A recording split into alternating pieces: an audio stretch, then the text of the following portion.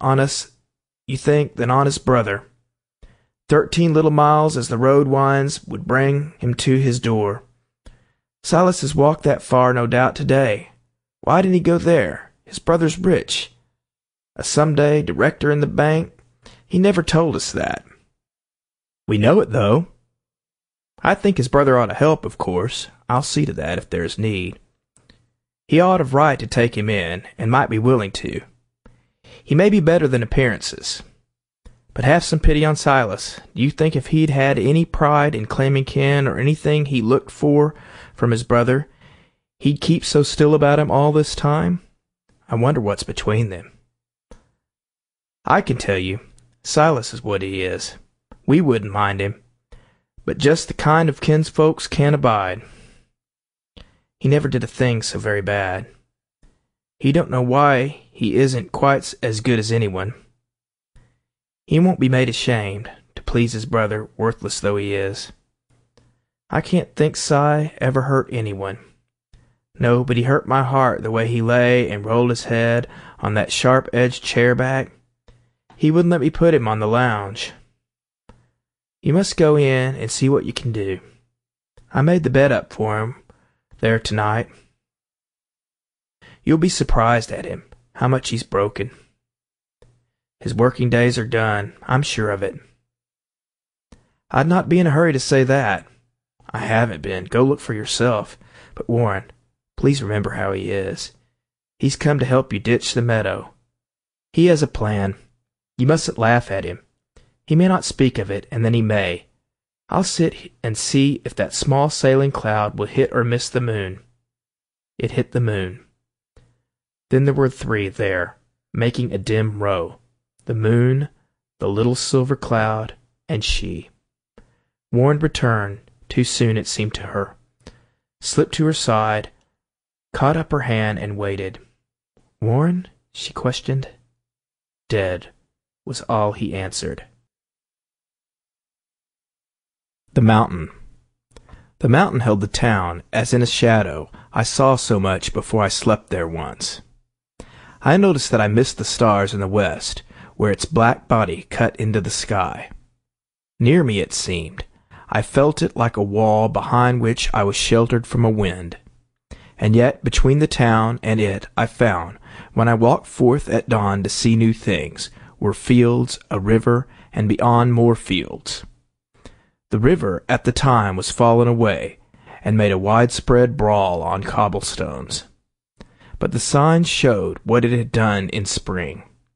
Good grassland gullied out, and in the grass ridges of sand, and driftwood stripped of bark. I crossed the river and swung around the mountain. And there I met a man who moved so slow with white-faced oxen in a heavy cart, it seemed no hand to stop him altogether. "What town is this?" I asked. "This? Lunenburg." Then I was wrong. The town of my sojourn, beyond the bridge, was not that of the mountain, but only felt at night its shadowy presence. "Where is your village? Very far from here?" "There is no village, only scattered farms. We were but 60 voters last election. We can't in nature grow to many more. That thing takes all the room."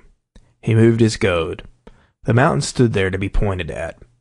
Pastures ran up the side a little way, and then there was a wall of trees with trunks.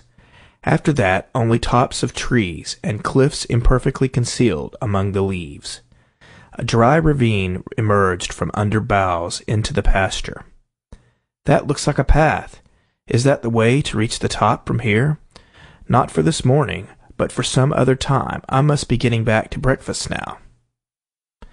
"I don't advise your trying from this side. There is no proper path, but those that have been up, I understand, have climbed from Ladd's. That's 5 miles back. You can't mistake the place. They logged it last winter, some way up. I'd take you, but I'm bound the other way." "You've never climbed it?" "I've been on both sides, deer hunting and trout fishing. There's a brook that starts up on it somewhere. I've heard say right up on the top, tip-top, a curious thing."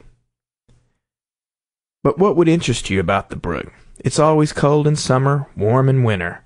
One of the great sights to see is its stream in the winter like an ox's breath, until the bushes all along its banks are inch deep with the frosty spines and bristles. You know the kind. Then let the sun shine on it. There ought to be a view around the world from such a mountain, if it isn't wooded clear to the top. I saw through leafy screens great granite terraces in the sun and shadow, shelves one could rest a knee on getting up, with depths behind him sheer 100 feet, or turn and sit on and look out and down, with little ferns and crevices at his elbow. As to that I can't say, but there's the spring, right on the summit, almost like a fountain. That ought to be worth seeing. If it's there, you never saw it? I guess there's no doubt about its being there. I never saw it. It may be right on the very top. It wouldn't have to be a long way down to have some head of water from above, and a good distance down might not be noticed by anyone who'd come a long way up. One time I asked a fellow climbing it to look and tell me later how it was. What did he say? He said there was a lake somewhere in Ireland on a mountain top. But a lake's different. What about the spring? He never got up high enough to see. That's why I don't advise your trying this side. He tried this side. I've always meant to go and look myself, but you know how it is. It doesn't seem so much to climb a mountain you've worked around the foot of all your life. What would I do? Go in my overalls with a big stick, the same as when the cows haven't come down to the bars at milking time? Or with a shotgun for a stray black bear? 'Twouldn't seem real to climb for climbing it. I shouldn't climb it if I didn't want to, not for the sake of climbing. What's its name? We call it Hor. I don't know if that's right. Can one walk around it? Would it be too far? You can drive round and keep in Lunenburg, but it's as much as ever you can do. The boundary lines keep in so close to it. Hor is the township, and the township's Hor, and a few houses sprinkled round the foot, like boulders broken off the upper cliff, rolled out a little farther than the rest. Warm in December, cold in June, you say? I don't suppose the water's changed at all. You and I know enough to know it's warm compared with cold, and cold compared with warm. But all the fun's in how you say a thing. You've lived here all your life? Ever since Hor was no bigger than a— What? I did not hear. He drew the oxen toward him with light touches of his slim goad on nose and offside flank, gave them their marching orders, and was moving. 100 callers. Lancaster bore him. Such a little town, such a great man. It doesn't see him often of late years, though he keeps the old homestead and sends the children down there with their mother to run wild in the summer, a little wild. Sometimes he joins them for a day or two, and sees old friends he somehow can't get near. They meet him in the general store at night, preoccupied with formidable mail, rifling a printed letter as he talks. They seem afraid.